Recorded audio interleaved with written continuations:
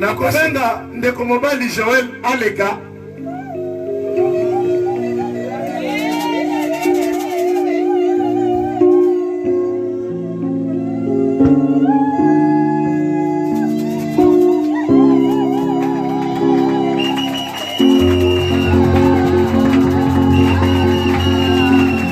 Frère Joël est devant vous. Ndeko mobali Joël a téléphoné pour son abino.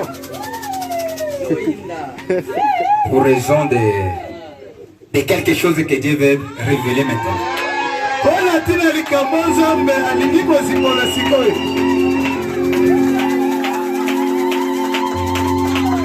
C'est un homme un jour. Il est venu me dire, pasteur, je sais que je suis maintenant, j'ai grandi. J'ai maintenant assumer certaines responsabilités qu'il a. Quelle responsabilité? Il dit, je vais chercher lorsque j'avais perdu. Je sens maintenant que ça sent.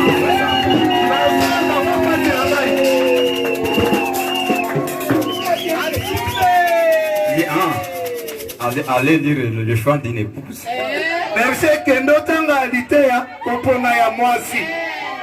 Là, vous trouverez de comment on peut entrer dans cette affaire-là.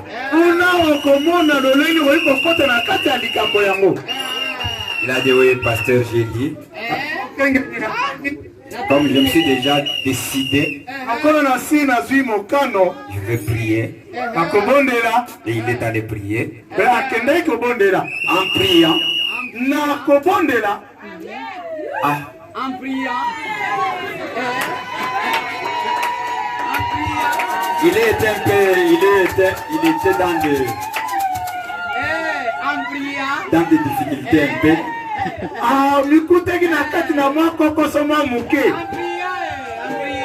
Vous savez saisir la voix douce.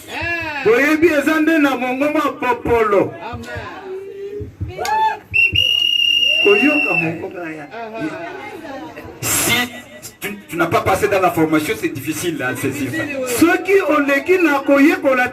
Puisqu'il y a des tempêtes, il y a beaucoup de bruit qui arrive. Pour arriver à se décider, c'est Dieu lui-même. Et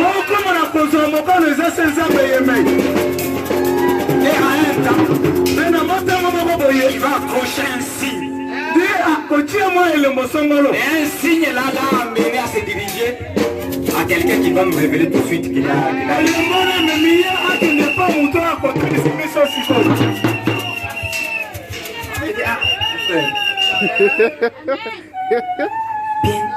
Bientôt. Il y avait quelque chose. Non.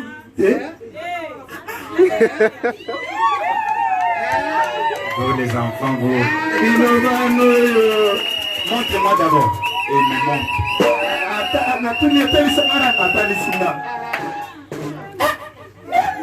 Dans ma chambre aussi, il faut un peu vérifier la chose. De l'autre côté, quelque chose de longtemps.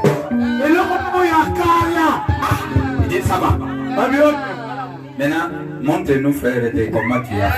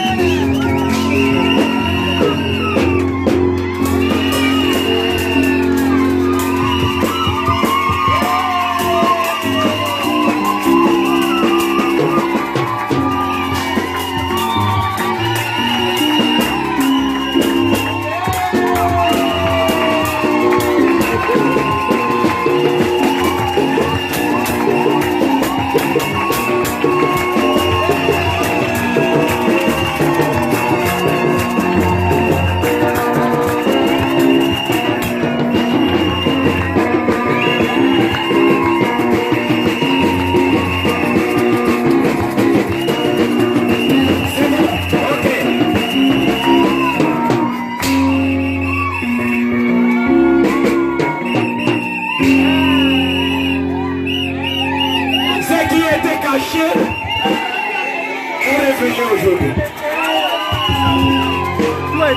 Vous savez, Jésus aussi va faire comme ça. Jésus aussi va faire, vous savez, pourquoi j'ai souffert, pourquoi je faisais tout ça, pourquoi j'ai fait tout ça. Regardez l'homme, la femme qui m'avait troublé. Il va aussi nous présenter comme ça.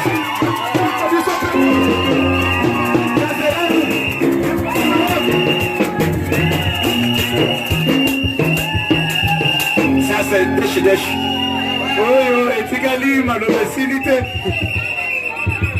Que Dieu nous bénisse. Amen. Ah, frère Joël, nous voyons. C'est que parmi toutes les filles du monde,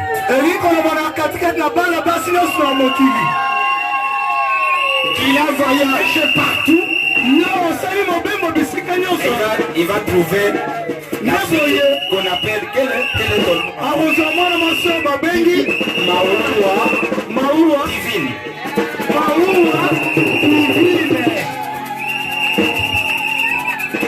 Les choix étaient tombés à cette fille.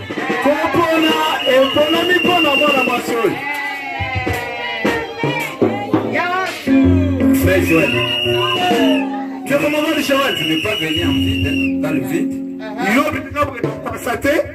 J'aime assez que je puisse voir les parents pour confirmer réellement que si réellement ils connaissaient tout cette affaire.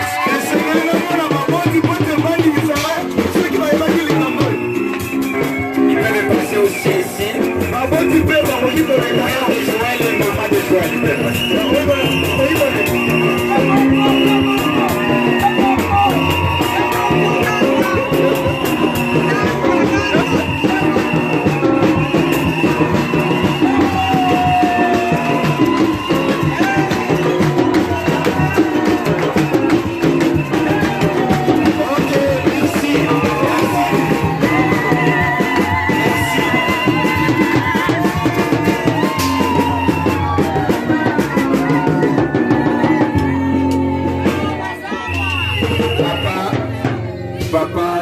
Et Joël.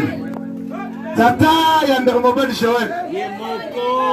Ça montre que votre garçon tenté et continue à vous honorer. Je crois qu'il va vous honorer jusqu'à la fin.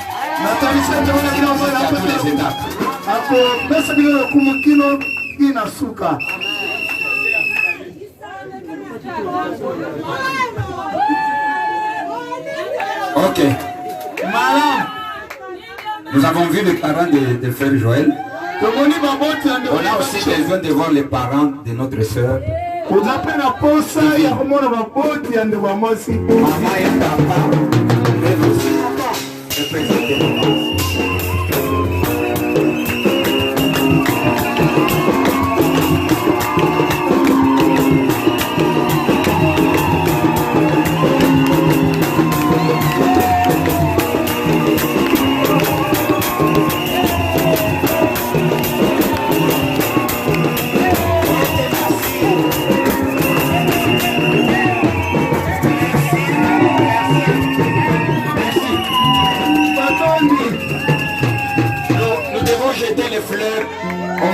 Encore en vie.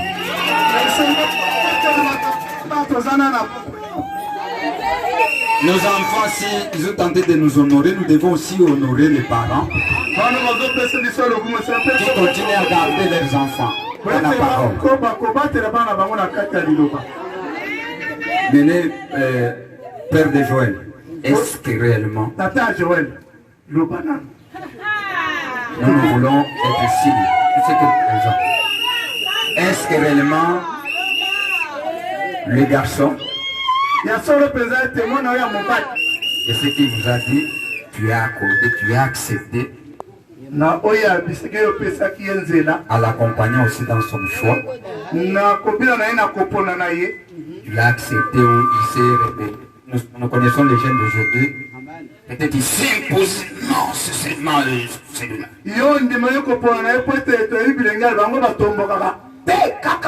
Vous avez marché ensemble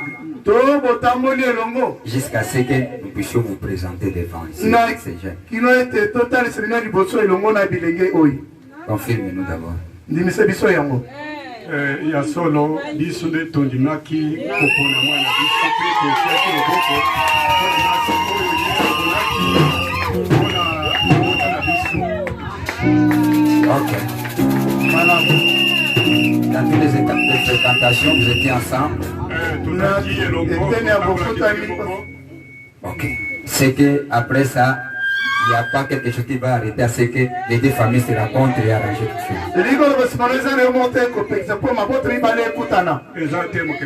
Merci. Ok. Nous allons passer à papa des divines. Est-ce que réellement vous avez accepté aussi les choix de votre fille? Et vous l'avez accompagné aussi dans toutes ces étapes de la fréquentation pour arriver à ce qu'ils puissent accepter aux enfants de se donner le vœu devant ce peuple et devant Dieu.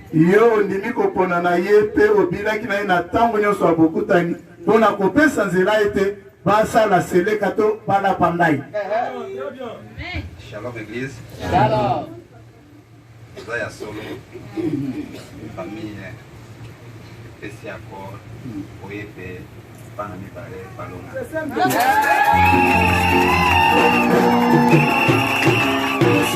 vais d'abord prier un peu. Le prophète dit que les mariages, ça se passe dans la maison de Dieu.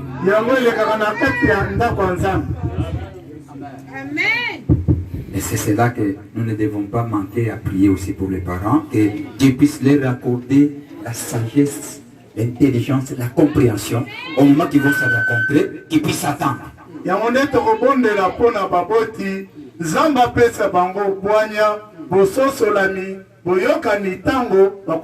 Et jusqu'à ce qu'ils puissent accompagner leurs enfants à terminer toutes les étapes qui les attendent. Nous allons prier. Père Céleste, c'est toi qui as commencé cette affaire de mariage. Tu nous as dit, c'est la fête qui passe dans la maison de Dieu. Maintenant, nous avons suivi ce que les parents ont dit. La famille de notre frère Joël et la famille de notre sœur divine. Ils ont accompagné leurs enfants dans la décision et dans la fréquentation. Et aujourd'hui, il permet que ces enfants puissent se donner de vœux.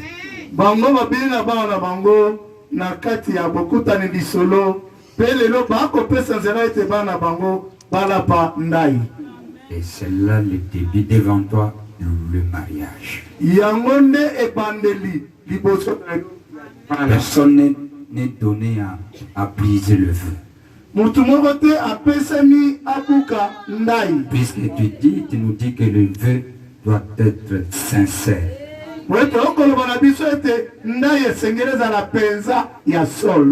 Nous bénissons ses parents. Que ce soit la famille de Joël, bénis-le à ce qui ne manque de rien pour honorer les obligations que la famille va demander.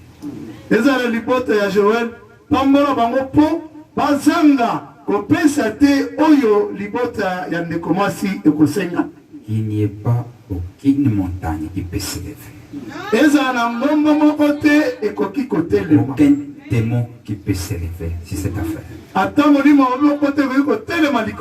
S'il peut y avoir une incompréhension, soit le Saint-Esprit intervient.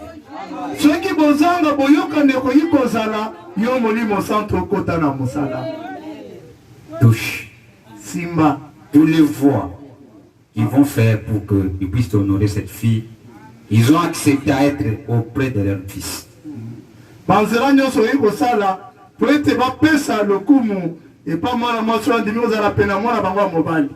Bénis aussi la famille de notre sœur divine.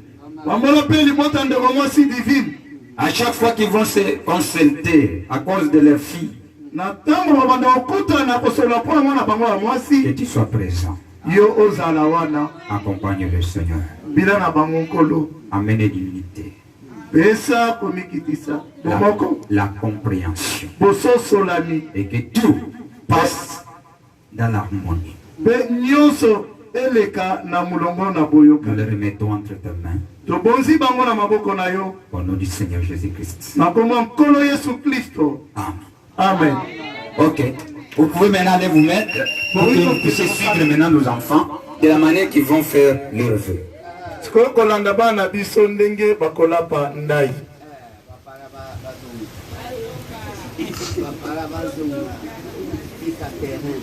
Oh, vous devez vous regarder maintenant, frère.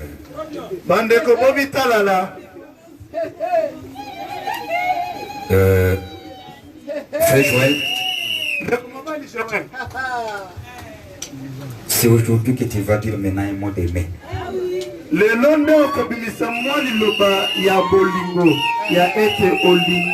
Ce qui était à l'intérieur de vous, tu vas le manifester maintenant aujourd'hui. Accompagné par des paroles qui vont vous lier.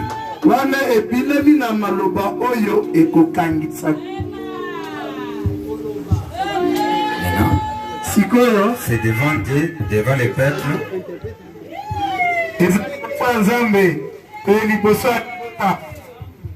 que nous allons vous suivre le vœu que tu vas donner à notre sœur.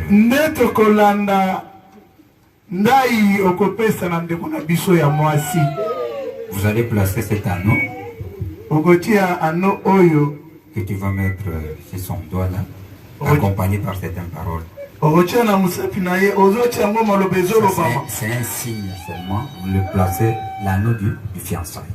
Vous connaissez l'endroit où nous le plaçons.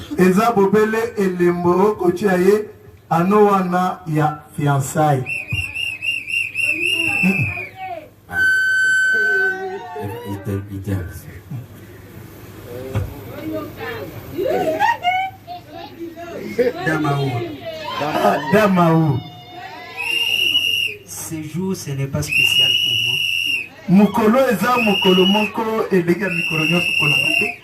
Parce que cette affaire, ça a commencé depuis l'éternité. Et aujourd'hui, c'est l'accomplissement. Ainsi, parmi toutes les filles de Dieu, et dans l'économie des filles de Dieu, je suis entré dans la présence du Seigneur pour chercher une. Et par la grâce du Seigneur, je t'ai trouvé.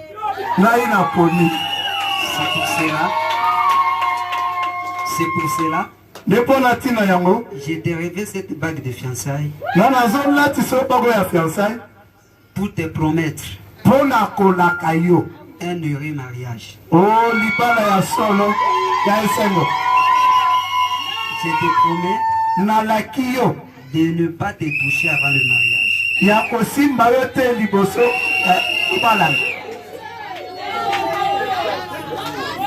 Je t'aime et je t'ai choisi pour être ma femme légitime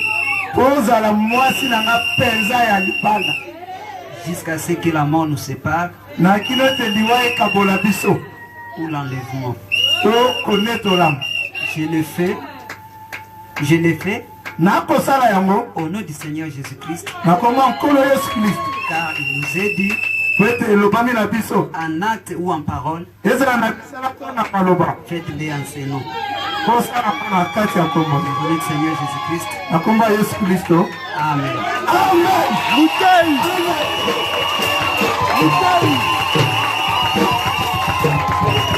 Merci.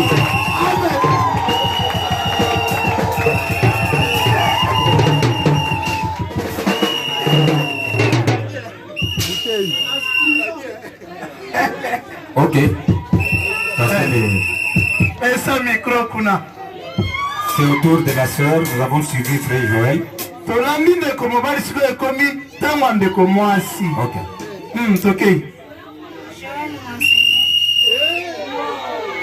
Joël Monseigneur. Ah, Joël Kolonangaï.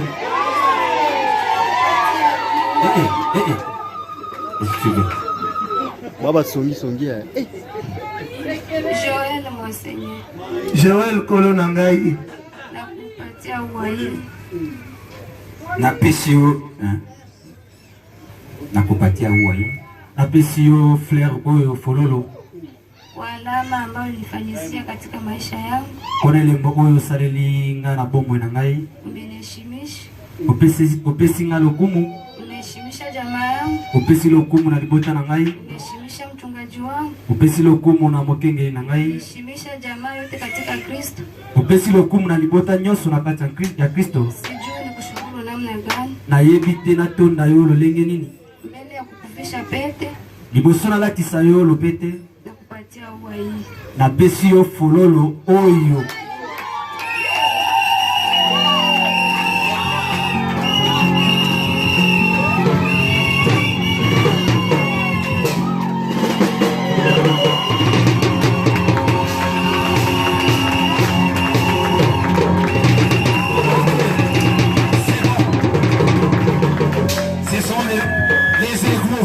Bazali bana mpongo. Ok.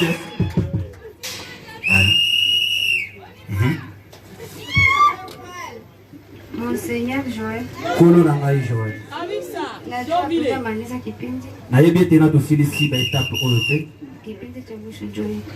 Etape ya suka ekozala oyo. Nakupenda sana. Na linyo mingi. Kwa sababu umenichagua katikati ya wabinti wengi. Kweto poninga na katikati ya bafi ebele. Si kusema kwamba mimi ni zaidi yao. Elingi koloba te kinga na leki bango. Bali ni kutimiza nafasi nilipoitoka nimerudia sasa. Eza kaka nazokokisa kaka esika na uta sikoyo boye nde nazongi. Najua ukumenea. Na yebi ete ozalaki mobimba te to okokaki te. Hivi sasa umeenea sasa. Sikoyo boye okomi mobimba to okoki.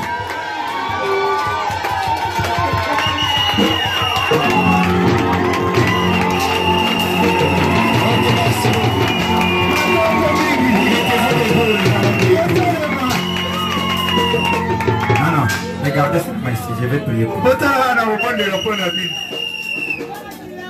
Père Céleste, Tata ya likolo.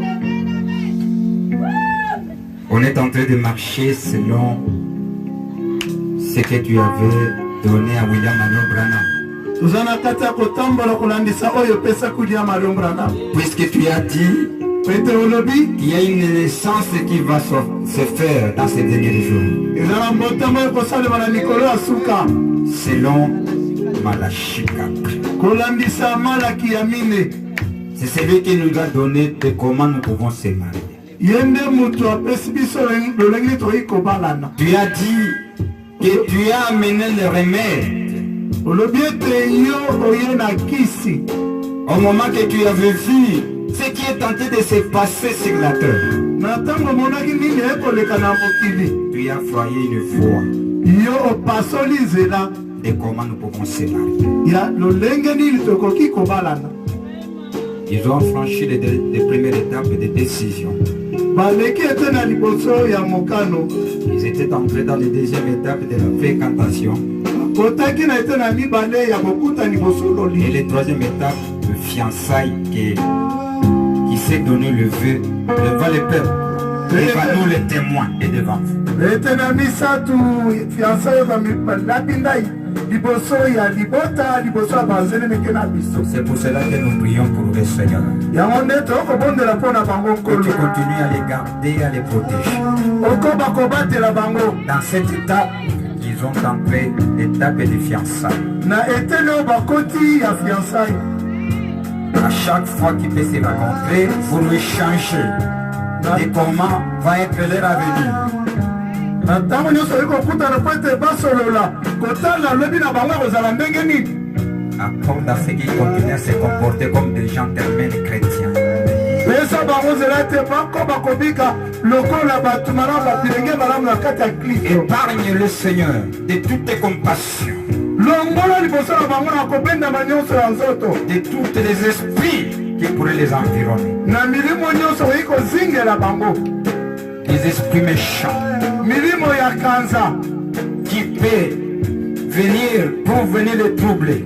okoki koya mpo ekotisa bango na mobulungano des malades, ya bokono d'envoûtement, oyo ya kobendama des sorcelleries, ya kindoki des blocages, ya bokangami de n'importe quel esprit. ezala molimo lolenge Au nom de Jésus-Christ, na kombo yesu à kristo chaque fois qu'il va s'élever, na ntango ya kotelema qu'il soit présent. yo ozala wana Merci.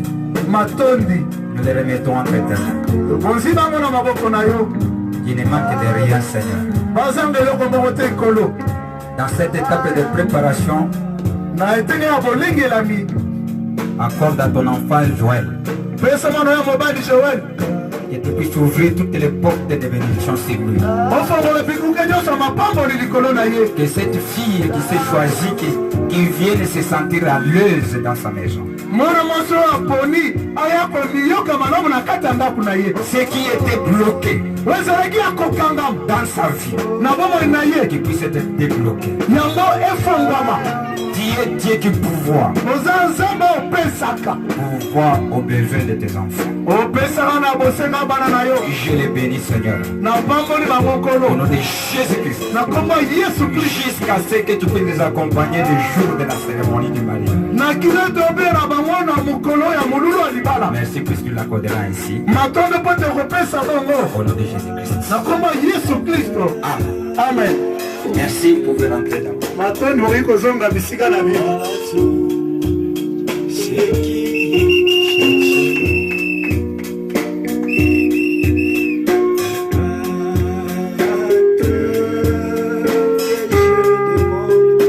Je vais vous demander de vous lever. totelema